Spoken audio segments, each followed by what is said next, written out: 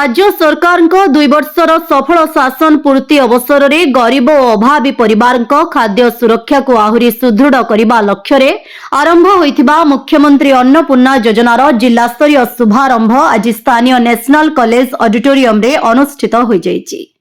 एही योजना माध्यम नुआपड़ा जिलार 5,56,932 जन हिताधिकारी अतिरिक्त मागणा चाउल पाइबे।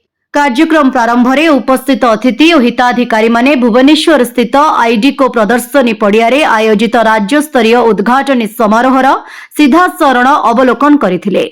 मान्यवर मुख्यमंत्री मोहन चरण माझी योजनार शुभारंभ करथिबा बेले उपमुख्यमंत्री प्रभाती परिडा, आईन मंत्री पृथ्वीराज हरिचंदन, खाद्य जोगाण और खाउटी कल्याण मंत्री कृष्णचंद्र पात्र, सांसद अपराजिता षडंगी और एकाम्र विधायक बाबू सिंह प्रमुख उपस्थित थिले।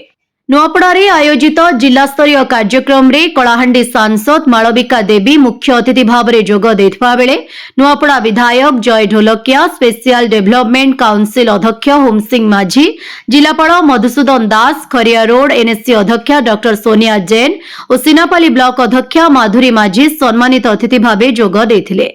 योजना अंतर्गत जातीय खाद्य सुरक्षा आईन एवं राज्य खाद्य सुरक्षा योजना अधीन समस्त योग्य राशन कार्डधारी हिताधिकारी सेमानंक नियमित प्राप्य व्यतीत जनपिछा प्रतिमास 5 किलोग्राम अतिरिक्त चाउल संपूर्ण मागणारे पाइबे। योजनाटी एप्रिल 2026 रु लागू होइथिबारु हिताधिकारी माने एप्रिल, मे और जून मासर मोट 15 किलोग्राम अतिरिक्त चाउल एककालीन भावे पाइबे। सूचना योग्य जे नुआपड़ा जिलार 148 सुलभ मूल्य विक्रय केन्द्र रही। जिलार 1,89,916 राशन कार्डधारी परिवार 5,56,932 जन हिताधिकारी एही योजना उपकृत हेबे।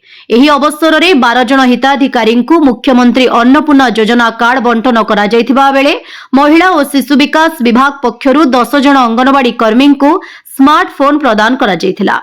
कार्यक्रम रे जिला परिषद मुख्य उन्नयन तथा निर्वाही अधिकारी लंबोधर धरुआ, जिला मुख्य जोगाण अधिकारी त्रिनाथ भोईंको समेत विभिन्न विभाग वरिष्ठ अधिकारी, जनप्रतिनिधि, गणमाध्यम प्रतिनिधि एवं बहु संख्यक हिताधिकारी उपस्थित थिले।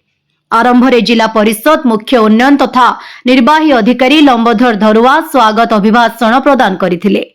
स्वच्छ भारत संयोजक अनिल कुमार लेंका कार्यक्रम परिचालना करथिबा बेले जिला परिषद अतिरिक्त निर्वाही अधिकारी क्षमानिधि भोई धन्यवाद अर्पण करथिले। नुआपड़ा जिल्लारू परमेश्वर मेहरଙ୍କ रिपोर्ट विकल्प समाचार। आम चैनल को लाइक, शेयर एवं सब्सक्राइब करंतु।